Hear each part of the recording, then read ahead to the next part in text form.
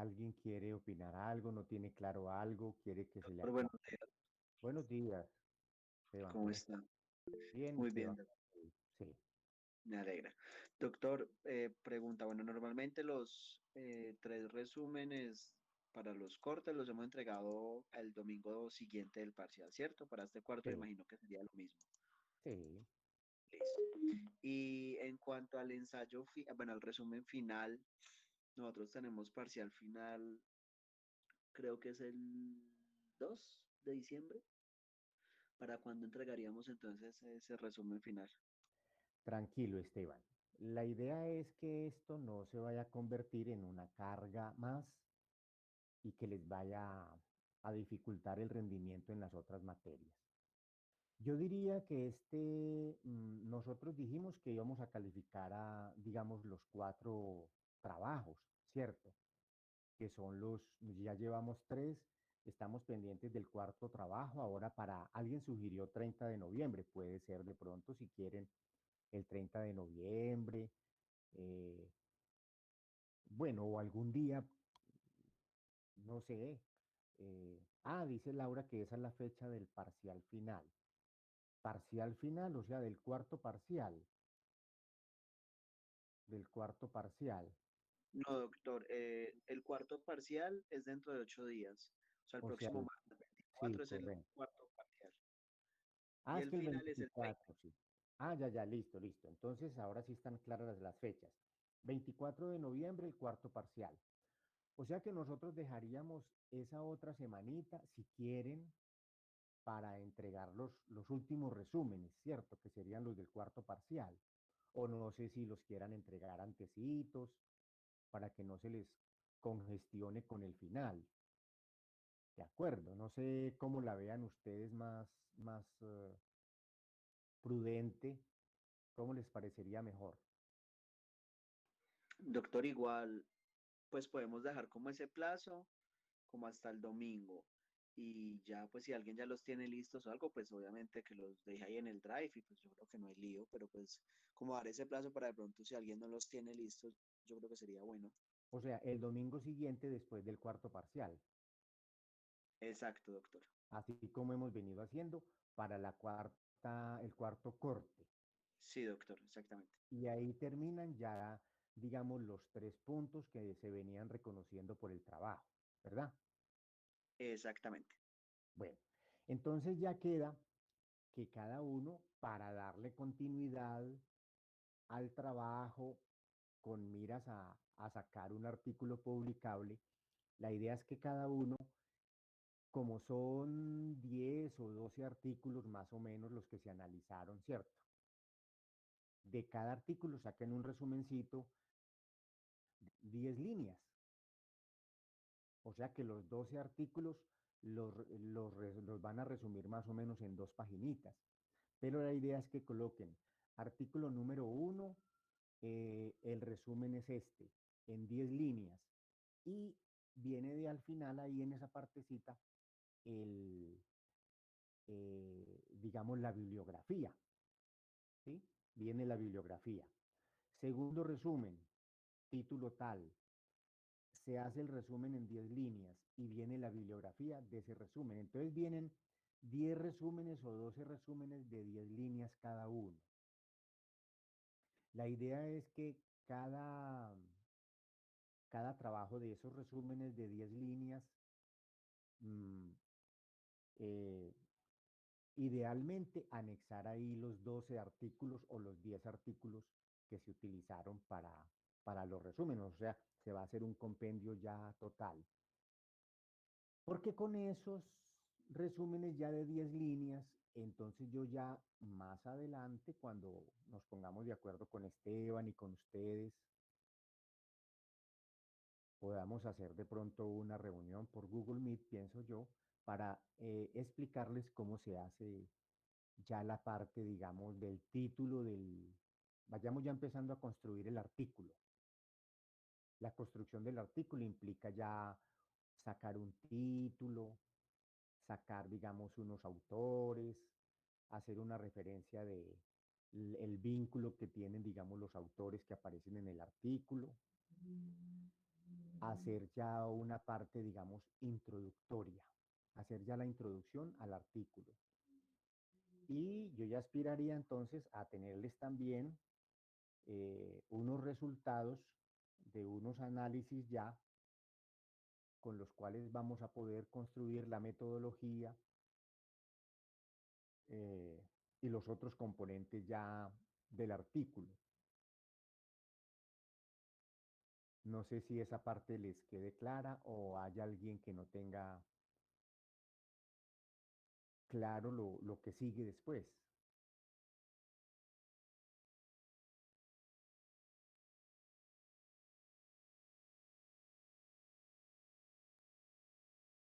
Ahora, ¿para cuándo puede ser ese resumencito de los 10 artículos, cada uno resumido en 10 líneas? Puede ser para después del final, no hay inconveniente que ya hayan terminado ya todo ese compromiso del final, todo el compromiso del trabajo de las diferentes materias y que ya pues podamos continuar, digamos, bien sea durante vacaciones, en enero, a ver si durante el transcurso del siguiente semestre podemos tener ya listo el artículo de cada uno para que vayamos buscando ya lugares donde posiblemente los publiquen. Hay que ir seleccionando lugares de revistas que tengan interés en que tengan como temáticas estos aspectos de farmacovigilancia, de reacciones adversas. Y obviamente pues viene después el traducirlo todo al inglés, pulirlo, pulir la bibliografía. Hay unos gestores de bases de datos muy interesantes que sería muy bueno que ustedes de pronto lo exploren, por lo menos uno, llama el Mendeley.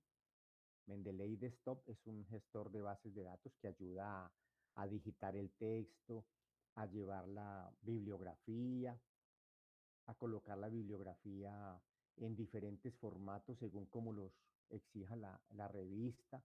Entonces, esa es como la idea. No sé si he sido lo suficientemente claro para hacerme entender de lo que sigue como parte del trabajo. O tienen alguna duda o tienen alguna inquietud. La idea es que el trabajo no, digamos, no finalice acá, sino que se le pueda dar continuidad. Y esa continuidad pues sería este resto de año y pongámonos como objetivo el semestre entrante para tratar de tenerlo lo más listo posible. Ahora, todo también depende de la disposición, la dedicación que cada uno le, le ponga. Si alguien le pone un poco más de dedicación y se concentra un poco más, probablemente lo tengamos mucho más rápido. Entonces, esa es como la idea, lo que tenía para compartirles, porque ya el próximo jueves prácticamente nosotros ya no volvemos a tener, digamos, este contacto que tenemos. Catherine dice, y doctor, ¿y los ya enviamos todos los artículos? Ya enviamos todos los artículos. No alcancé a leer bien, Catherine, discúlpeme, ¿me repite por favor?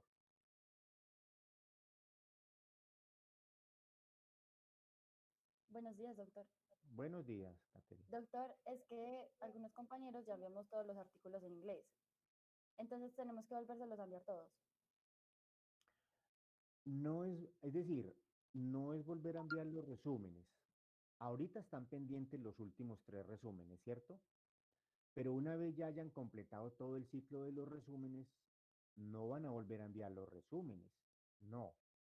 Cada resumen que ustedes han dedicado, por ejemplo, 2 páginas al resumen, ustedes ya lo van a sintetizar en 10 líneas.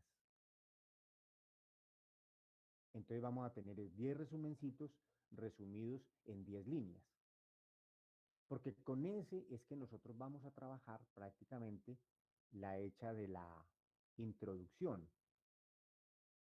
Y eh, esos resúmenes de 10 líneas, si les queda fácil, claro, hacerlo en inglés, mejor, porque la idea es practicar el inglés y poder integrar lo que aprendieron de inglés y relacionar lo que aprendieron de inglés en la construcción de frases, etcétera, con, con lo que estamos haciendo.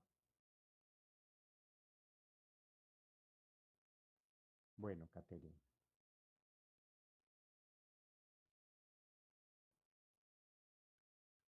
No sé si alguien tenga alguna otra duda.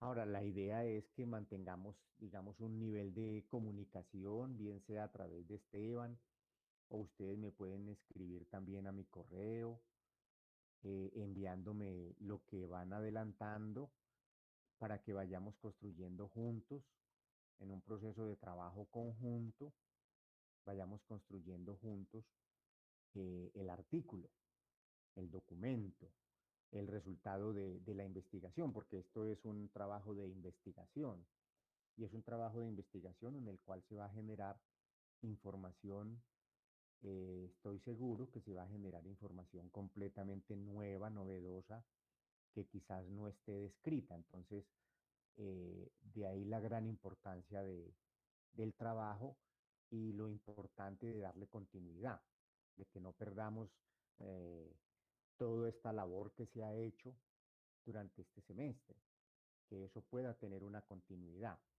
Entonces, no sé, me gustaría escuchar las inquietudes, eh, siguen interesados, podemos hacerlo así, ¿hay alguna otra, digamos, propuesta? La idea es que podamos llevar a feliz término este objetivo en el que nos hemos empeñado durante todo este semestre, que a ustedes les ha implicado pues un trabajo importante, a mí también en el sentido de las asesorías, de la selección de los artículos conjuntamente con ustedes, de todo.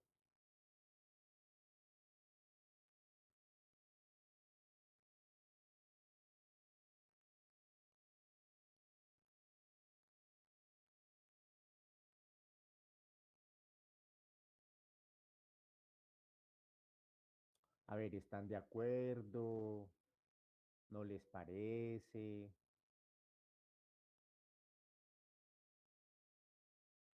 ¿No quieren seguir el semestre entrante ligados a cosas que ya, digamos, a lo mejor no son del resorte del semestre como tal?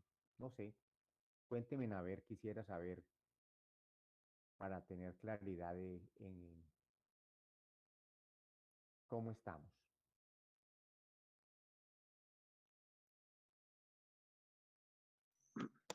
Doctor, pues yo creo que es cuestión de organizarnos como un poquito, porque igual, pues lo que quedaría del trabajo para hacer una publicación sería pues como definir como la metodología, pues lo que usted ya nos explicó, y yo creo que eso no sería pues como muy pesado, pues yo no sé, pienso yo no sé. Lo que sí es como definir bien los tiempos y organizarnos y ver pues quiénes seguimos interesados o quiénes decidimos seguir trabajando pues como en el proyecto y organizarnos como en fechas y todo. Eso, correcto, sí, esa es la idea. ¿Quiénes quieren seguir y organizarnos ya entonces en cuanto a fechas y mirar y poder llevar a feliz término, digamos, este proyecto?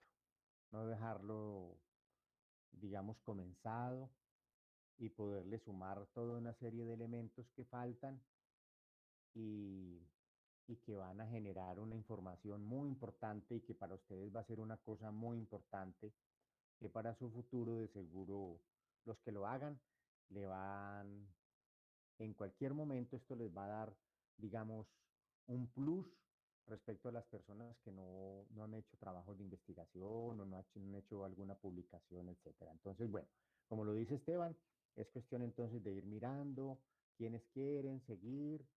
Ojalá todos pudieran darle continuidad. Bueno, ahí vamos entonces. Bueno, la actividad del día de hoy, eh, vamos a hablar un poco de el concepto de antineoplásicos, medicamentos utilizados para el tratamiento del cáncer. Y en la clase que sigue, terminamos ya con el último tema. Realmente este era el último tema, pero decidí cambiar un poquito el orden en estas últimas dos sesiones. Y hoy vamos a hablar antineoplásicos y vamos el próximo jueves a trabajar un poco de vitaminoterapia y fitofármacos. El capítulo de fitofármacos está en Katsun. Este capítulo de antineoplásicos también está en Katsun. Sin embargo, aquí vamos como objetivos básicos para este tema de hoy a mencionar los siguientes aspectos. Un primer aspecto es los integrantes del grupo de los antineoplásicos, qué subgrupos hay y cuáles son sus integrantes. Que nosotros hemos venido trabajando ese en todas las clases como un objetivo clave. El segundo objetivo, vamos a mencionar los medicamentos antineoplásicos que más se recomiendan para algunas neoplasias o para algunas de las neoplasias más comunes que afectan el ser humano y entre ellas algunas neoplasias del sistema digestivo, como el SEA de colon, el SEA de páncreas, el SEA gástrico, etc. Y en tercer lugar nos vamos a centrar en algunos de los medicamentos antineoplásicos más usados en patologías de tumores gastrointestinales, como son el oxaliplatino, el 5-fluorouracilo, el irinotecan, el leucovorin, etc. Ese es parte, digamos, de un esquema muy común usado hoy en patologías gastrointestinales que llama el Folfirinox. Uno de los esquemas que pues se ha encontrado que tienen un poquito más de eficacia que otros esquemas que se han venido utilizando. Entonces, nos referiremos a esos medicamentos principalmente. Bueno, en realidad la patología cancerosa o la patología tumoral cada vez es una patología más frecuente, cada vez es una patología más común. La causa real no se sabe, por qué se produce un cáncer no se sabe.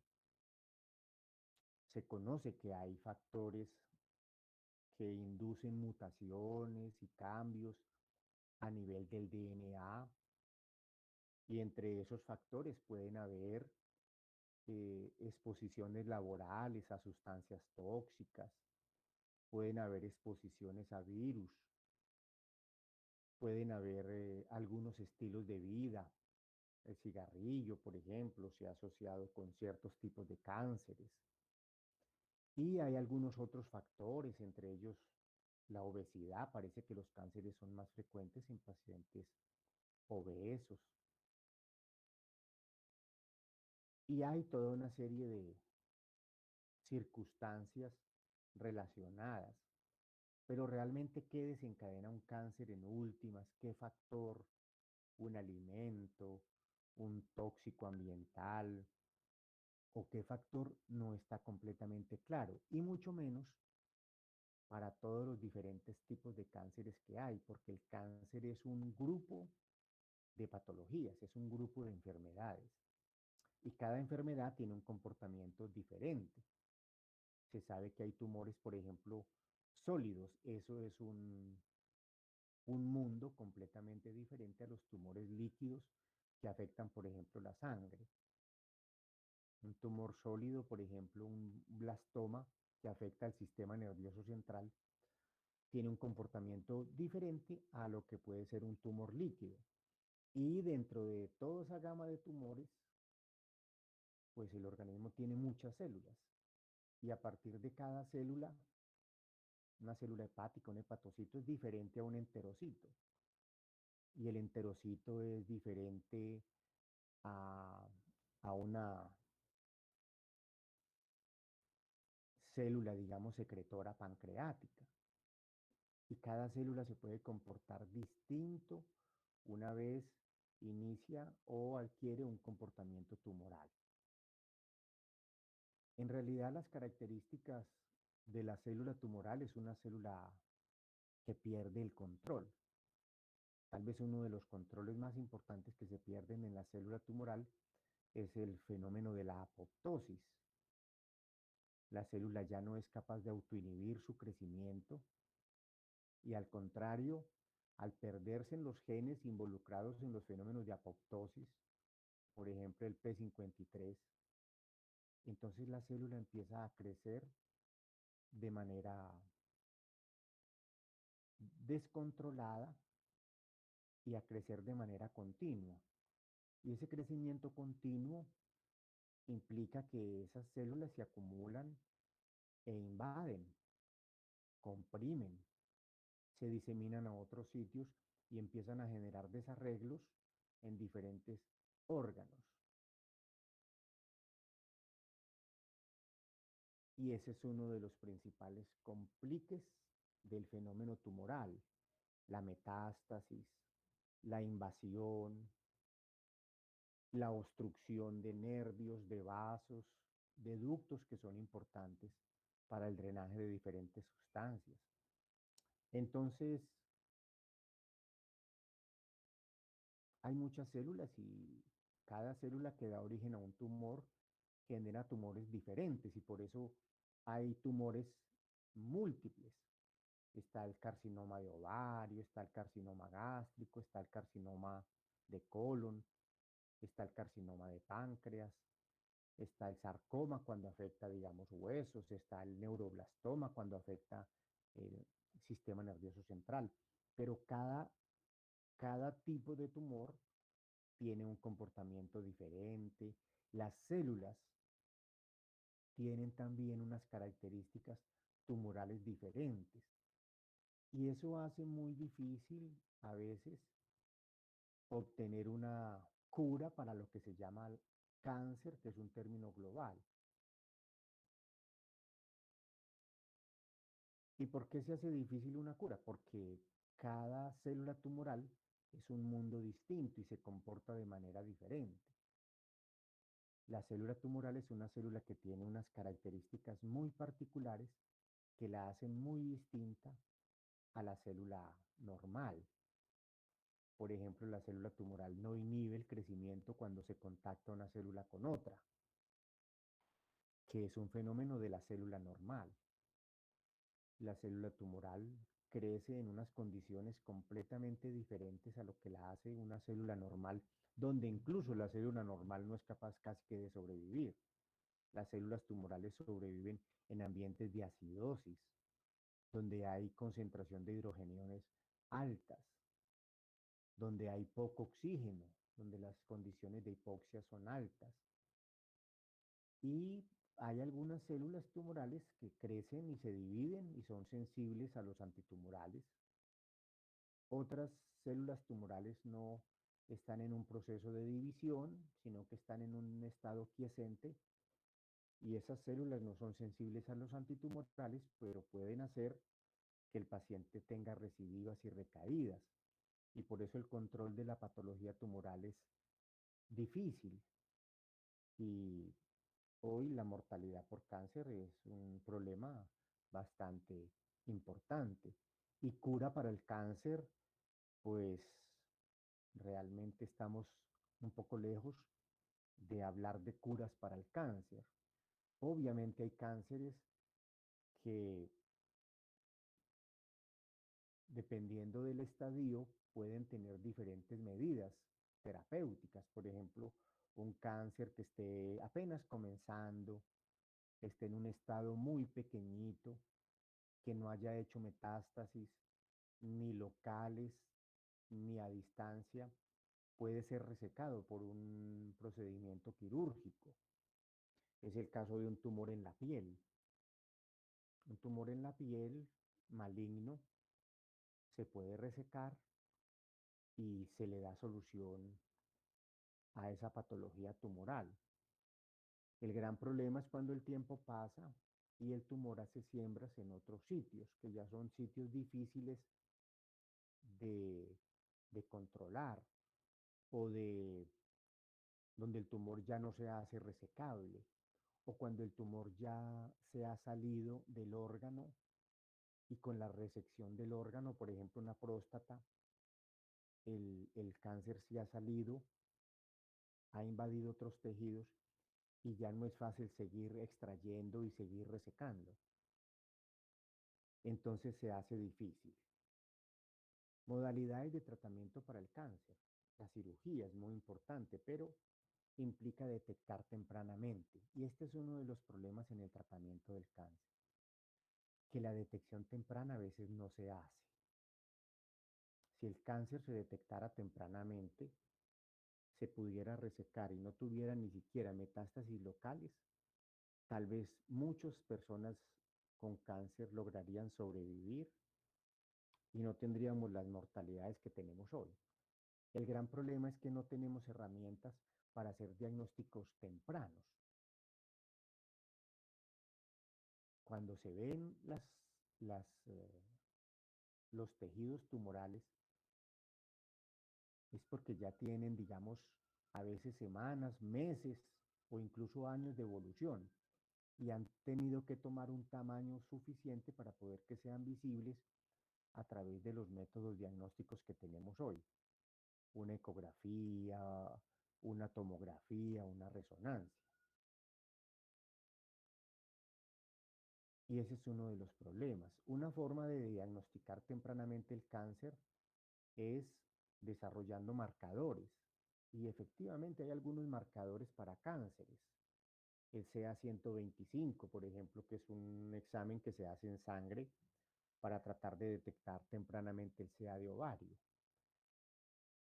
El CA-19-9 para cáncer de páncreas. El antígeno carcinoembrionario, por ejemplo, en el caso del cáncer de colon. El problema es que muchas veces estos marcadores tienen lo que se llama una sensibilidad y una especificidad que no da garantías para que cuando se encuentren positivos den un margen de seguridad alto de que realmente estemos ante un cáncer. Entonces, como tienen todavía bajas sensibilidades y bajas especificidades, pueden haber muchos falsos negativos. Y se le va a decir a la persona, usted tiene este examen anormal, probablemente sea un cáncer, y se empiecen a hacer otros exámenes y la persona se angustie y entre en un estado de estrés para decirle al final que era un falso negativo, perdón, un falso positivo, y que realmente no es un tumor. Y eso ha implicado entonces dolor, sufrimiento, angustia en el paciente, en la familia, gastos, exámenes, intervenciones que a veces pueden ser peligrosas, porque los exámenes de tomografías y resonancias que se hacen contrastadas, se utilizan medios de contraste que pueden ser alergizantes, que causan muertes, etcétera. Entonces, esto tiene un montón de situaciones que hacen a veces difícil el manejo de esta patología. Aparte de la cirugía, que es tal vez uno de los elementos curativos iniciales en estadio temprano, también tenemos la quimioterapia. En la quimioterapia entonces se usan lo que se llaman los antineoplásicos clásicos. En la quimioterapia se usan los medicamentos que pueden destruir la célula tumoral o pueden inhibir su crecimiento. Pueden tener un efecto citotóxico o un efecto citostático si inhibe su crecimiento. Y también se usa la radioterapia, que son radiaciones para tratar de destruir el tejido tumoral y de esa manera pues mejorar las posibilidades de recuperación y vida del paciente. Entonces, vamos a mencionar inicialmente el grupo de los antineoplásicos y los subgrupos. Aquí dentro de los subgrupos de antineoplásicos tenemos un primer subgrupo que son los alquilantes. Estos medicamentos alquilantes Lo que hacen es transfieren algunos grupos que tiene el antineoplásico, le permitan que se unan al DNA o se intercalen dentro del DNA y de esa manera el DNA ya va a ser una transcripción errónea y la célula no puede dividirse, reproducirse o cumplir con sus funciones normales. Son agentes alquilantes, por ejemplo, la mecloretamina, el clorambucilo con B larga, clorambucilo, ciclofosfamida, bendamustina, melfalam, tiotepa, busulfán, carmustina, lomustina, temozolomida con Z, procarbacina, dacarbacina, cisplatino, carboplatino y oxaliplatino con X. Ese es el primer grupo entonces de antineoplásicos, los alquilantes. Transfieren grupos alquilo al DNA, alterando el DNA de la célula tumoral, y no solamente tumoral, porque este es el problema de los antineoplásicos también, sino de las células normales. Un antineoplásico no discrimina entre una célula normal. María Alejandra, repetir qué, María Alejandra, todos los nombres. Voy a repetirles todos los nombres. Bueno, alquilantes, tenemos mecloretamina, clorambucilo, ciclofosfamida, bendamustina, melfalam, tiotepa, busulfán, carmustina, lomustina, temozolomida, procarbacina, dacarbacina,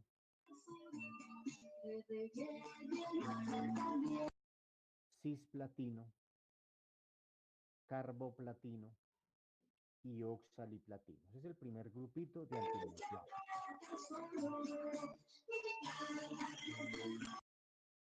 Bueno, el segundo grupo es el grupo que se llama antimetabolitos.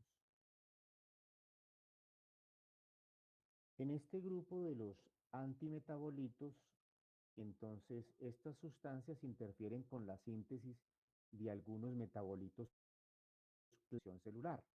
Algunos, por ejemplo, inhiben la síntesis de ácido fólico, entonces las células no pueden crecer en un ambiente sin ácido fólico porque no sintetizan DNA. Ejemplo, los antifólicos. Dentro de los antimetabolitos tenemos un subgrupito que son los antifólicos. Ahí tenemos el metotrexato y el permetrexet. Permetrexet con X al final y con D. Permetrexet con X al final y con D. Tenemos otro grupito de antimetabolitos, otro subgrupito de antimetabolitos de este segundo grupito que son las fluoropirimidinas. Dentro de estas fluoropirimidinas tenemos el 5-fluorouracilo y la capecitabina. Entonces, dentro de los antimetabolitos tenemos un primer grupito que son los antifolatos o antifólicos. Ejemplo, el metotrexato. Tenemos un segundo grupito que son las fluoropirimidinas. Ejemplo, 5-fluoracilo. Un tercer subgrupito de los antifólicos. Perdón, de los antifólicos no, de los antimetabolitos, que es el segundo grupo de los antimetabolitos. Tenemos los La, la, tutaina, tuturuma, turuma. Bueno, análogos de la desoxicitidina, tenemos un tercer grupito de los antimetabolitos. Análogos de la desoxicitidina, ahí tenemos la citarabina y la gemcitabina. Citarabina y gemcitabina.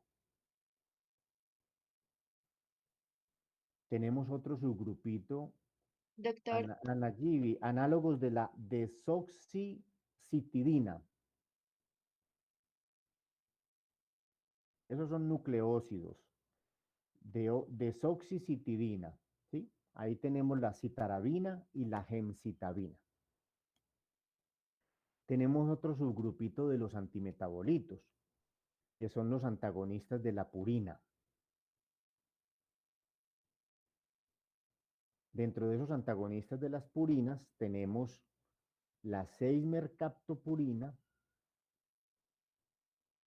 la 6-tioguanina, la fludarabina y la cladribina con B larga, cladribina con B larga. Entonces, ahí termina el grupo de los antimetabolitos. Les voy a repetir el grupo de los antimetabolitos en total.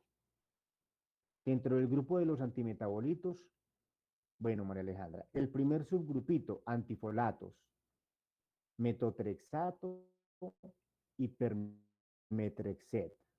El segundo grupito de antimetabolitos, fluoropirimidinas.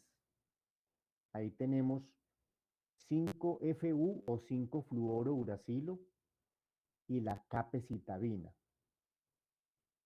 Tenemos los análogos de la desoxicitidina, que también son antimetabolitos.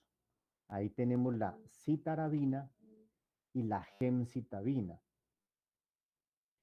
Y finalmente, dentro de los antimetabolitos tenemos los antagonistas de la purina. La purina es una base nitrogenada. Tenemos la 6-mercaptopurina, la 6-tioguanina, la fludarabina y la cladribina. Entonces, hasta ahora llevamos dos grupos grandes de antineoplásicos, ¿sí? Que son los alquilantes y los antimetabolitos. Vamos al tercer subgrupito grande de antineoplásicos, que son los derivados de productos naturales, antineoplásicos derivados de productos naturales. De este subgrupo de los derivados de productos naturales tenemos un primer subgrupo, que son los alcaloides de la vinca. La vinca es una planta. Vinca con B corta, la vinca es una planta. Y a partir de ahí se han obtenido la vinblastina con B corta la primera y la segunda con B larga. Vinblastina, vincristina y vinorelbina, la primera con B corta y la segunda con B larga. Vinorelbina. Entonces tenemos dentro de los alcaloides de la vinca, que son derivados de productos naturales, alcaloides de la vinca, tenemos la vinblastina, vincristina y la vinorelbina.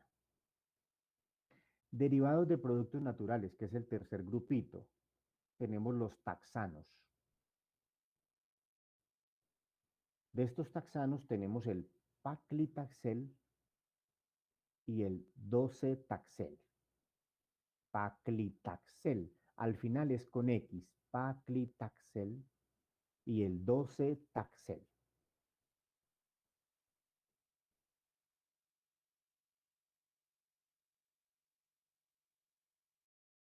Son las epipodofilotoxinas. Epipodofilotoxinas. De este subgrupito de las epipodofilotoxinas tenemos el etopósido. Etopósido.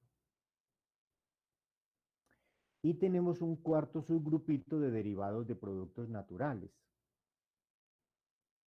Ese cuarto subgrupito de derivados de productos naturales son las camtotecinas.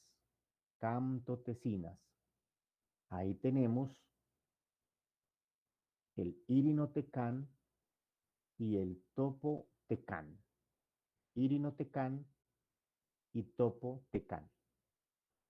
Entonces, hasta ahora llevamos 3 grupos de antitumorales: alquilantes, antimetabolitos y derivados de productos naturales.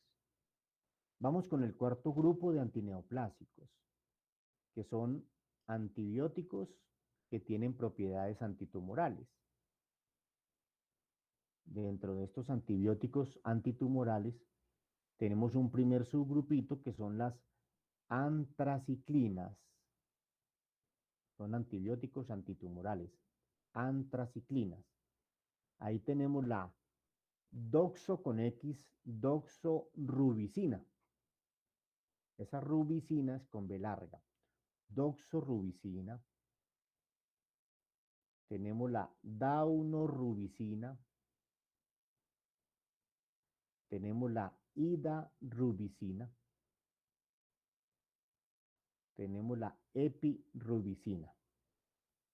Y tenemos otro que se llama la mitosantrona. Entonces, dentro de los antibióticos antitumorales, que es el cuarto grupo, después de los alquilantes, antimetabolitos y derivados de productos naturales, tenemos ese cuarto grupo que son los antibióticos antitumorales.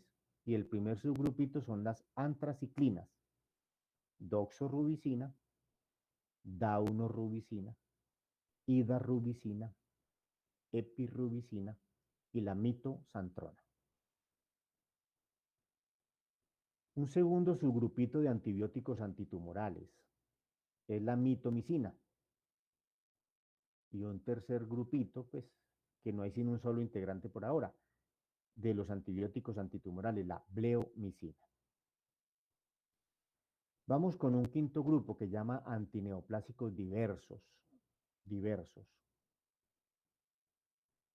Esos últimos, sí, vamos a repetir esos últimos. Dentro de los antibióticos antitumorales, el primer subgrupito, las antraciclinas. Luego viene un segundo integrante que es como distinto a las antraciclinas, que llaman la mitomicina. Y un tercero que es diferente a las antraciclinas y a la mitomicina, que llama bleomicina. En el quinto grupo de antineoplásicos tenemos entonces los antineoplásicos diversos. Aquí tenemos unos inhibidores de la tirosina sinasa. La tirosina sinasa es un agente señalizador, un fenómeno de señalización clave en el crecimiento celular normal.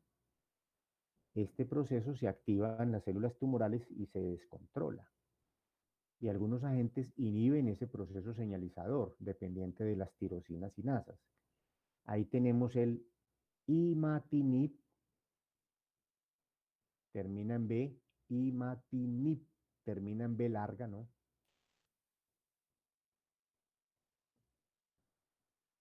Dasatinib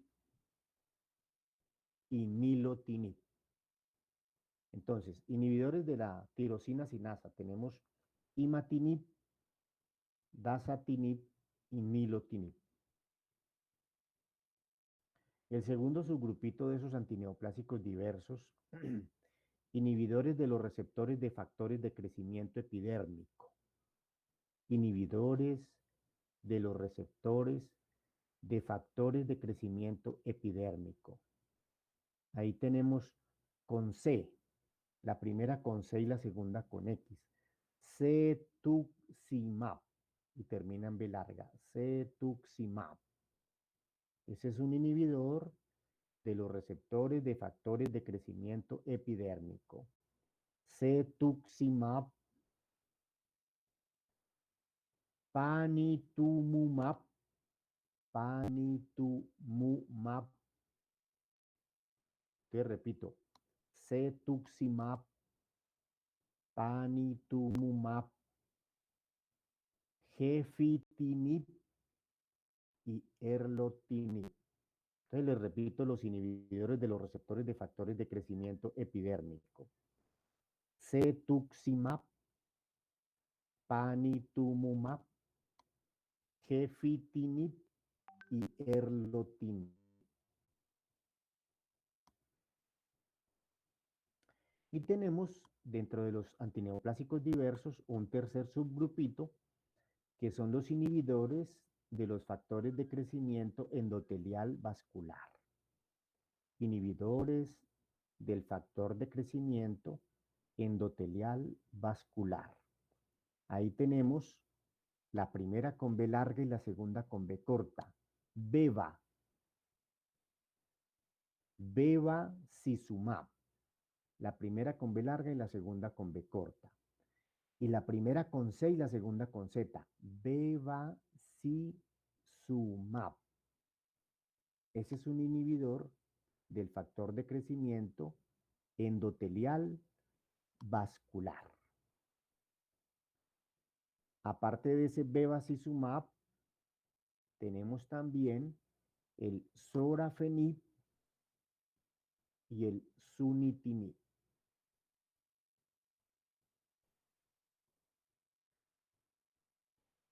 Entonces, dentro de los derivados del factor de crecimiento inhibidores del factor de crecimiento endotelial vascular, tenemos el bevacizumab, sorafenib y el sunitinib, terminando en B larga esos dos últimos, ¿no? Sorafenib y sunitinib. Hay otro medicamento diverso que llama una enzima degradante de la L-asparagina, es la asparaginasa, ese también es un antineoplásico. La asparaginasa es una enzima degradante de la L-asparagina. Y ya el último grupito de los antineoplásicos diversos son derivados del ácido retinoico. Ahí tenemos la tretinoína. La tretinoína. Entonces, voy a hacer como una recopilación de toda esta clasificación de los antitumorales o antineoplásicos. Primer grupo, los alquilantes. Tenemos la ácido retinoico, Esteban Danilo, ácido retinoico.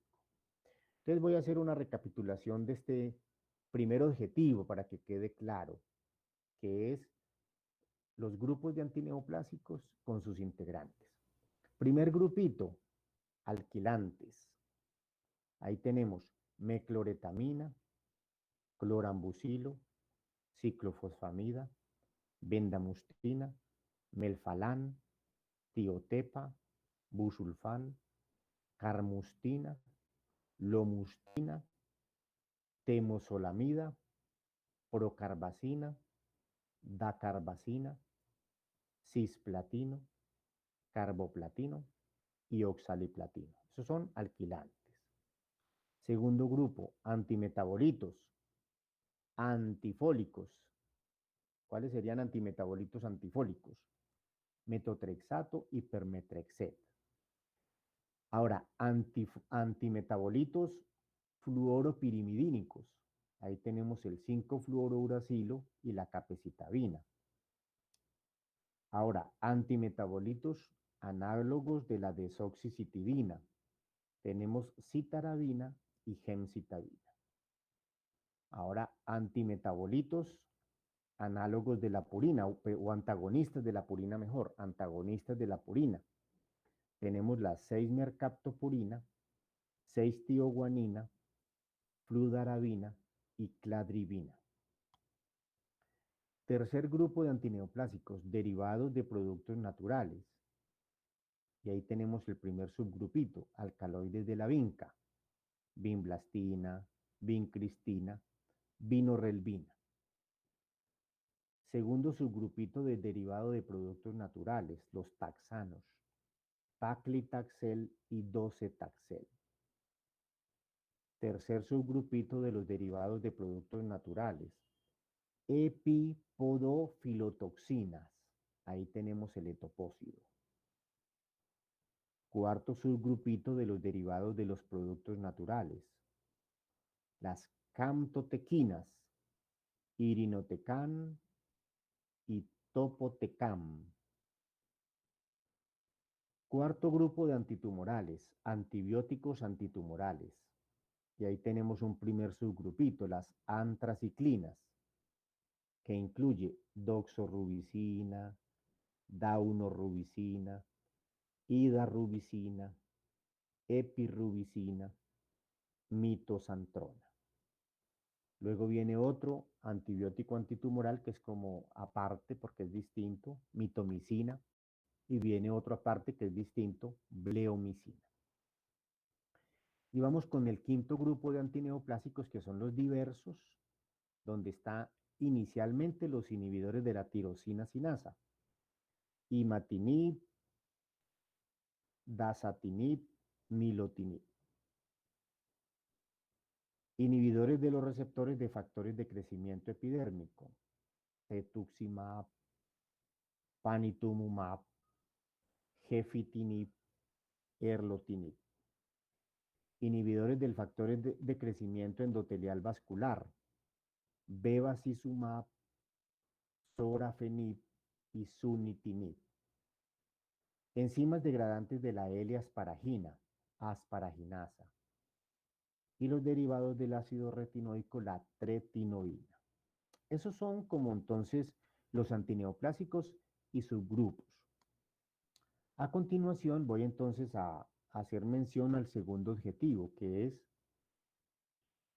digamos, patologías neoplásicas y cuáles son los medicamentos que más se utilizan. Bueno, entonces permítame un segundito, ya voy a dar continuidad a esa segunda parte.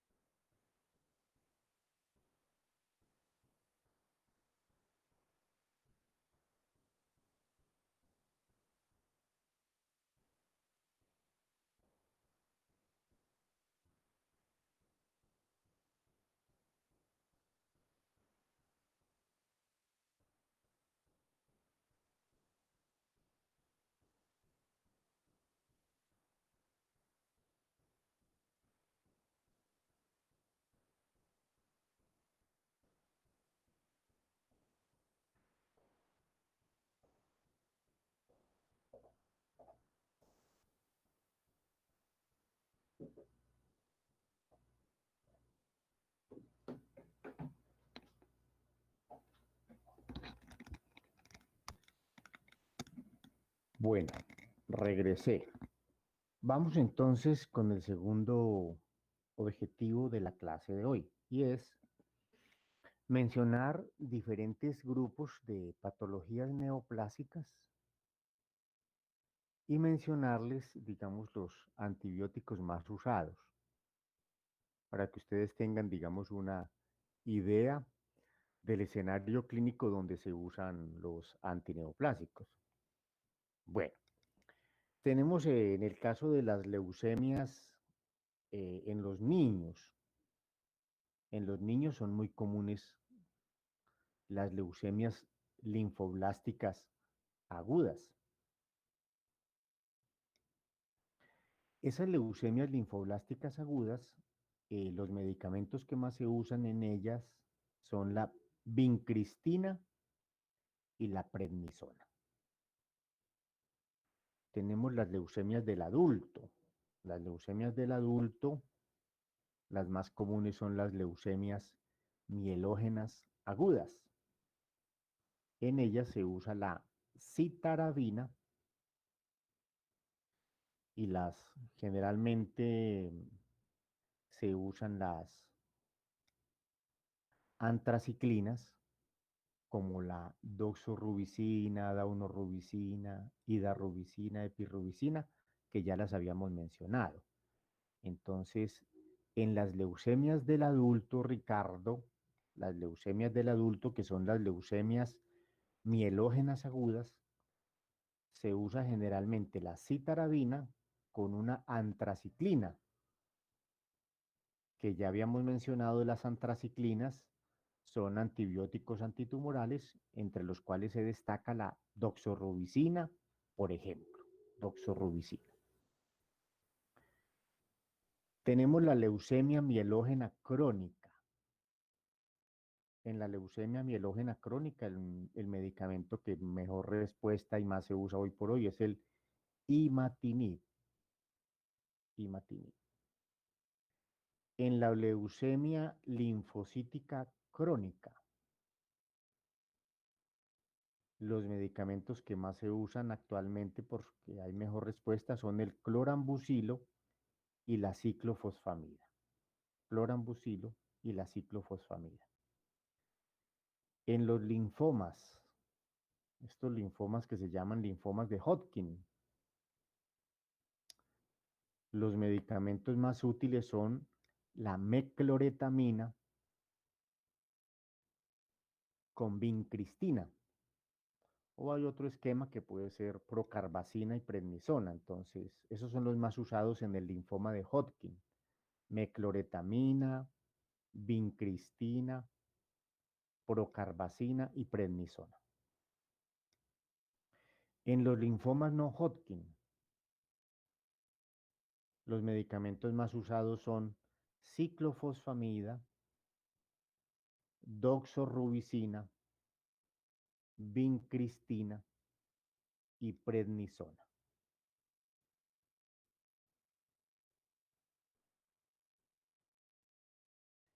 En los mielomas, mieloma múltiple, los medicamentos más usados son melphalan con prednisona. También se usa la lenalidomida más dexametasona. En el mieloma múltiple entonces se usan melphalan más prednisona o también la combinación de lenalidomida más dexametasona. En el CA de mama, se usa ciclofosfamida, metotrexato,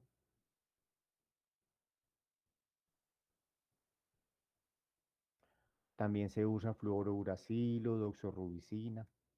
Bueno, en el CA de próstata, se usa leuprolida más flutamida.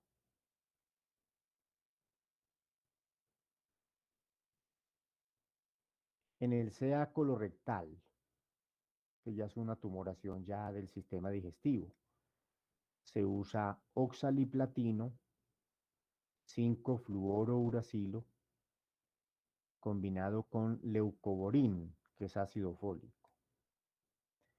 En el CA de pulmón,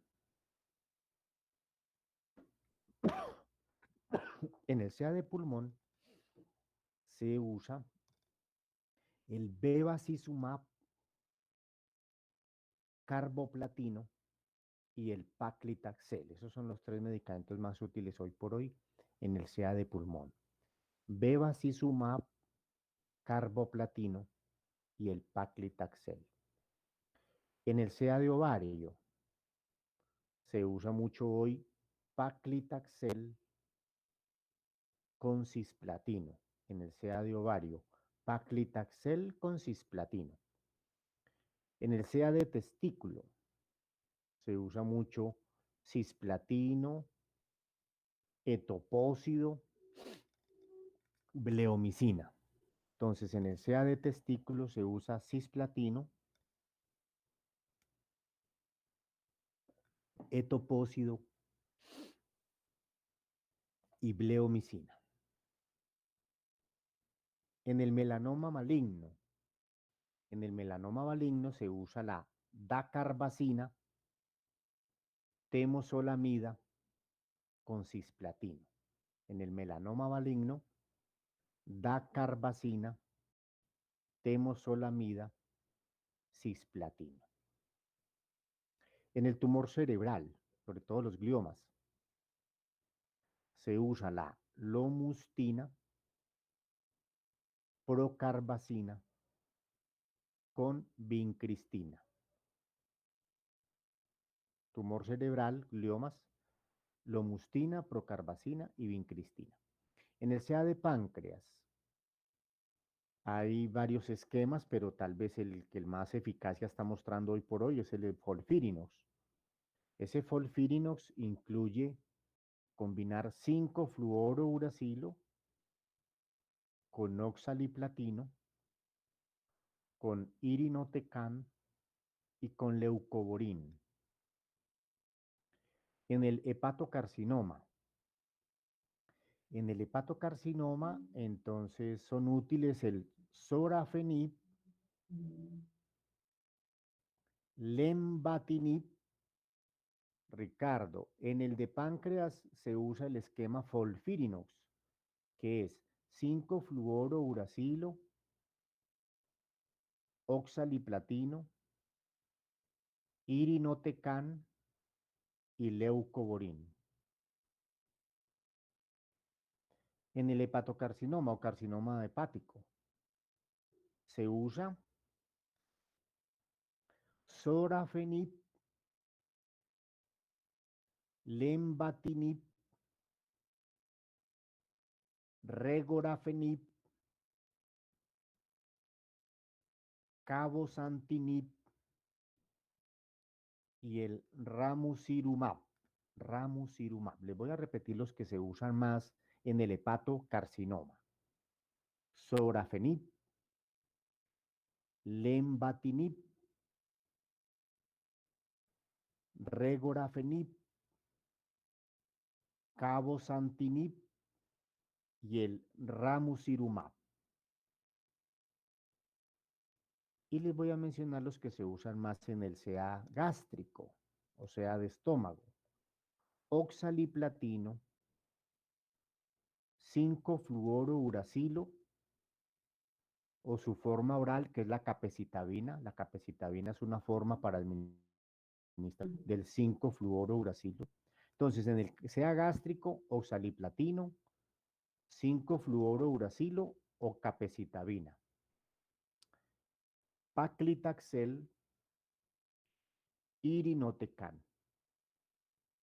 Si ustedes ven en los tumores del sistema digestivo, los medicamentos que más se usan son el oxaliplatino, el 5-fluorouracilo, el irinotecan y el leucovorin, que se usan, por ejemplo, para el SEA de colon, para el SEA gástrico, para el SEA pancreático, etc.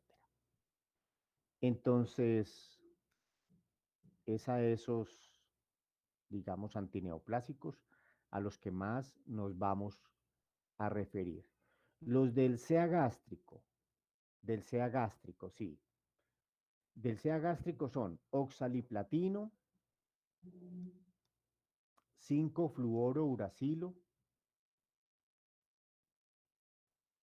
paclitaxel,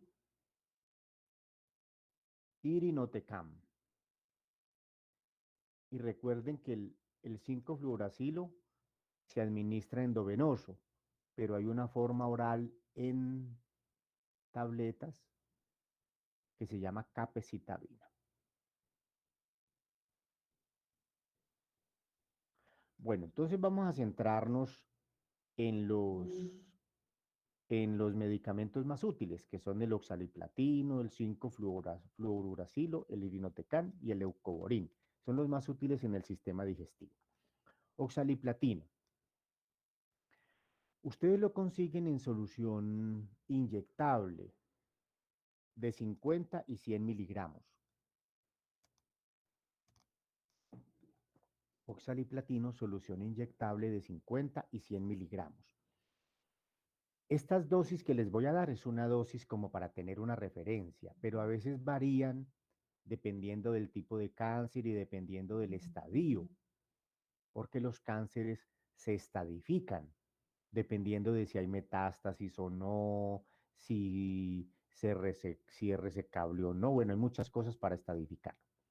En el caso del oxaliplatino, por ejemplo, una dosis 85 miligramos por cada metro cuadrado, intravenoso. Se administra a veces en diferentes ciclos. A veces se administra durante 6 meses, el caso del oxaliplatino. ¿En qué caso se contraindica el oxaliplatino? Por ejemplo, en pacientes hipersensibles, en gestantes, en pacientes que han recibido vacunas contra la BCG. Dosis de referencia, 85 miligramos por metro cuadrado. Los kilos de la persona se pueden transformar en metros cuadrados y entonces normalmente, por ejemplo, en metros cuadrados, el tamaño de una persona es de más o menos 1,2, 1,3, 1,5 metros cuadrados. Entonces, en ese caso se multiplica 85 por 1,2, 1,3 y entonces eso le daría X cantidad, 100, 120 miligramos. Bien, María Alejandra, bueno. Contraindicaciones, hipersensibles, gestantes, los que se van a vacunar con la vacuna BCG que se administra a veces intravesical. Cuando el paciente recibe cidofovir, es mejor no administrar oxaliplatino porque pueden haber interacciones muy graves. Cuando se dan vacunas nasales. Es mejor esperar, digamos, algunas semanas, porque una vacuna a veces demora varias semanas en empezar a hacer su efecto. En el caso de las vacunas, bueno, Juan Felipe, en el caso de las vacunas contra la viruela, por ejemplo, contra el Haemophilus influenza, vacunas de virus vivos no se deben administrar conjuntamente. Habría que dar prelación si es más importante el tratamiento antitumoral, que puede ser de pronto más importante que la vacuna en un momento dado. Habría que mirar. Reacciones al oxaliplatino.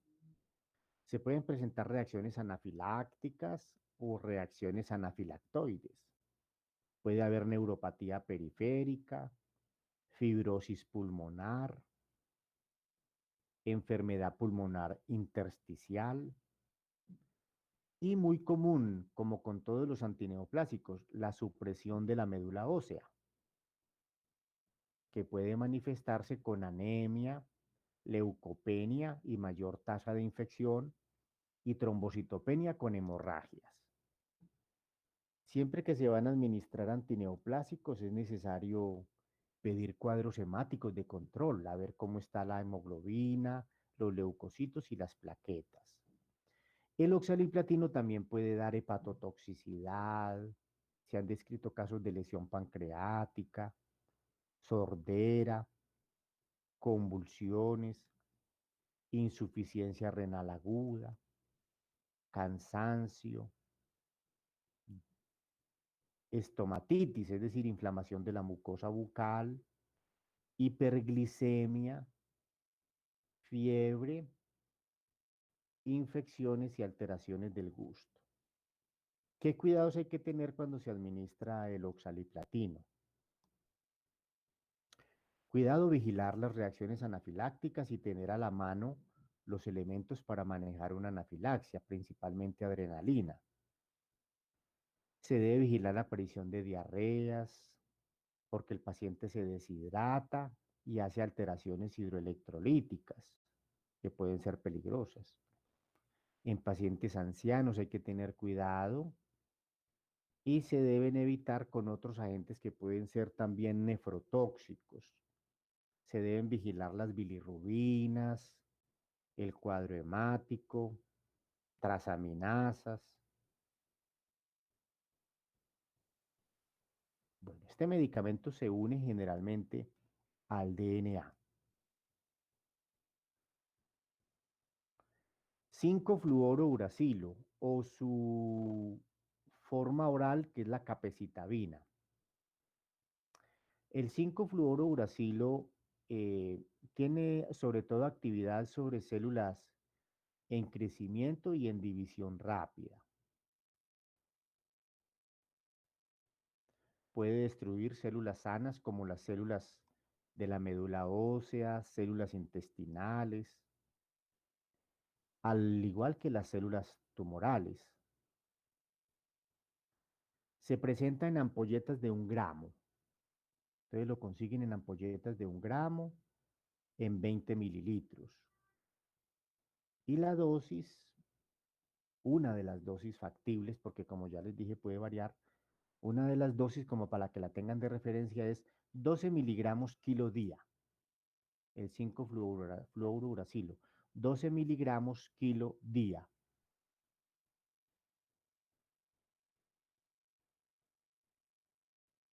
Eso se administra generalmente a veces por 4 días consecutivos. Puede ser un esquema, pero hay muchos otros. María Alejandra, el fluorouracilo viene en ampolletas de 1 gramo, diluida en 20 mililitros, ¿sí? Ampolletas de 1 gramo. Farmacocinética del fluorouracilo. Se distribuye no solamente a las células tumorales, sino también a las células de la mucosa intestinal, médula ósea, hígado, líquido cefalorraquídeo. Es altamente tóxico ese medicamento, se metaboliza en el hígado. Tiene una vida media de 16 minutos, un 15% se elimina por el riñón y un 70% se elimina por el pulmón. Contraindicaciones al fluorouracilo. Los pacientes que ya estén mielosuprimidos, plaquetas por debajo de 100.000, leucos por debajo de 3.000, gestantes y lactantes, también se contraindica el fluorouracilo. ¿Qué reacciones aparecen con el fluorouracilo? Puede aparecer ataxia, es una dificultad para la marcha, dismetría, alteración neurológica en la cual el paciente, por ejemplo, no mide bien las distancias para llevar las manos, tomar objetos, etc. Nistagmus, movimientos oculares anormales. Pueden haber reacciones de hipersensibilidad, cardiotoxicidad, anginas, diarreas, inflamación del recto, supresión medular, edemas, alopecia, fotosensibilidad. ¿Qué se debe vigilar? Se debe vigilar la función hepática, la función renal y la función cardíaca. Se recomiendan hacer ecos porque puede producir lesiones intracardíacas. Hay que informarle al paciente que reporte si hay desorientación, si hay síntomas cardíacos, disnea, hinchazón o edemas. Si hay hemorragias, síntomas de estomatitis, sangrados bucales. Si hay rash. Se debe vigilar el cuadro hemático y, por ejemplo, si los leucos están menores de 3.500, se debe suspender, o si las plaquetas están de menos de 100.000, se debe suspender.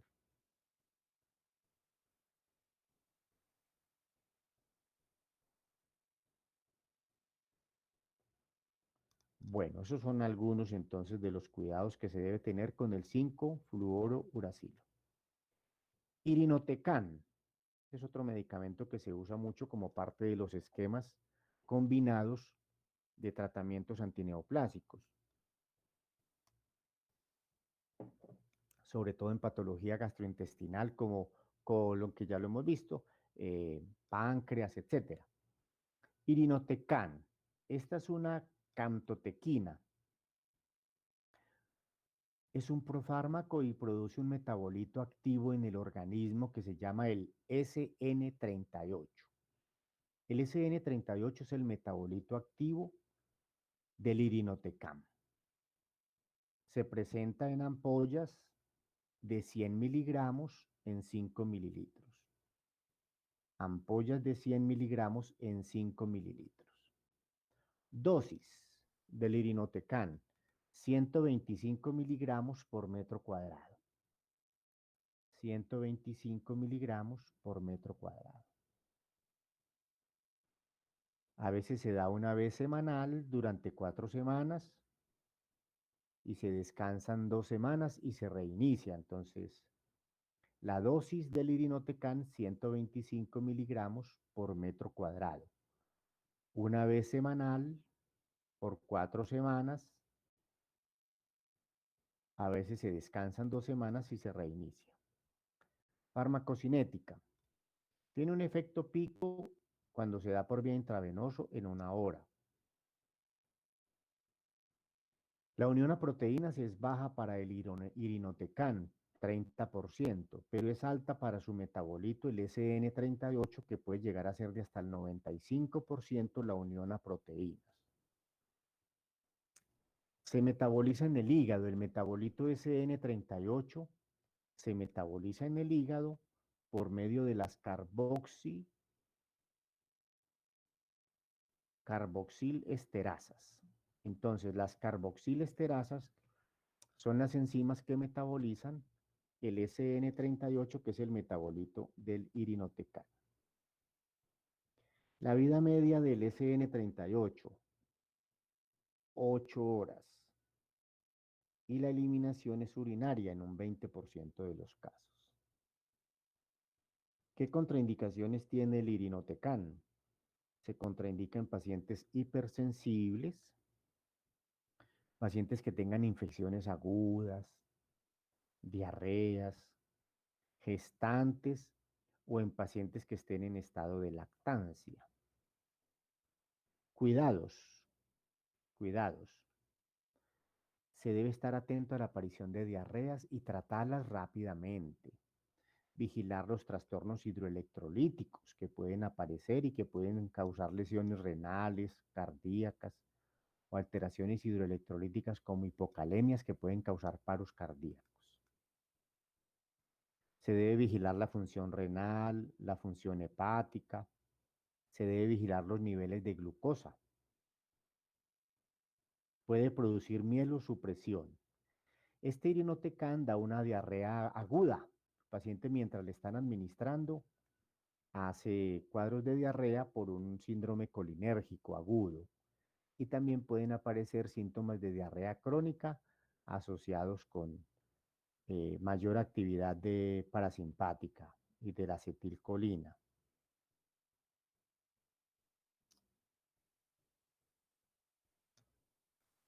Bueno, reacciones del irinotecan: pueden aparecer la fiebre, la astenia, la diarrea,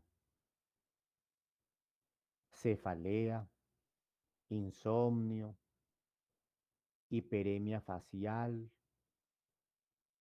deshidratación, pérdida de peso, pueden haber cólicos, leucopenia, neutropenia,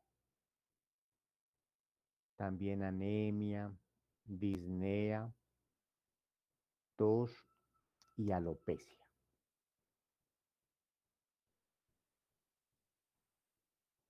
Estas son entonces reacciones importantes con este medicamento, el irinotecan, que es muy utilizado.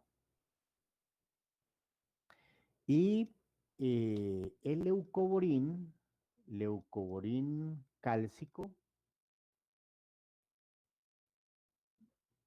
que es básicamente ácido folínico, es un antianémico, es un suplemento de ácido fólico, elemento formador de sangre. Se presenta en ampolletas de 50 miligramos en 5 mililitros. Leucovorin cálcico se presenta en ampolletas de 50 miligramos en 5 mililitros. La dosis puede llegar a ser de hasta 200 miligramos por cada metro cuadrado. 200 miligramos por cada metro cuadrado. Se puede administrar una al día hasta por 5 días para tratar de recuperar eh, las alteraciones hematológicas por déficit de ácido fólico. Farmacocinética. Su efecto inicia más o menos a los 30 minutos. Tiene una distribución amplia. Se metaboliza tanto en el hígado como en el intestino. Y se elimina por riñón en un 90%. Se contraindica en casos de que hayan, digamos, cuadros de anemias sin diagnóstico, porque puede alterar completamente la dinámica del cuadro hemático para el diagnóstico. También en el caso de anemias perniciosas no se debe administrar, o anemias megaloblásticas que sean por deficiencia de vitamina B12. Entonces hay que hacer muy claramente el diagnóstico diferencial. ¿Qué reacciones se pueden presentar con el leucovorin? Alergias, urticarias, prurito, rash y hasta trombocitopenia. Cuidados al administrar el leucovorin cálcico en enfermos renales. Se debe infundir lentamente en unos 30 minutos. Se debe vigilar la creatinina, vigilar que no vaya a haber un daño renal. Se deben reportar reacciones de hipersensibilidad. El leucovorin es una forma reducida del ácido fólico. Se usa directamente como un factor de crecimiento esencial para proteger las células de las acciones antifólicas que tienen algunos otros medicamentos. Bueno, de esta forma creo que hemos hecho un recorrido por los medicamentos antineoplásicos en cuanto a sus grupos, en cuanto a los usos y esquemas o medicamentos más utilizados en muchas de las patologías neoplásicas que afectan al ser humano. Y hemos hecho referencia a 4 medicamentos muy importantes para el tratamiento de neoplasias del sistema digestivo, entre ellas páncreas, colon y sea gástrico, que son patologías tal vez las más comunes que ustedes van a ver, sobre todo sea gástrico y sea de colon, son las más comunes. Entonces, no sé si tengan inquietudes, no sé si tengan preguntas, no sé si haya algo que no ha quedado claro, quieren que lo reanalicemos, recomentemos, o si todo ha quedado suficientemente claro, por favor me informan.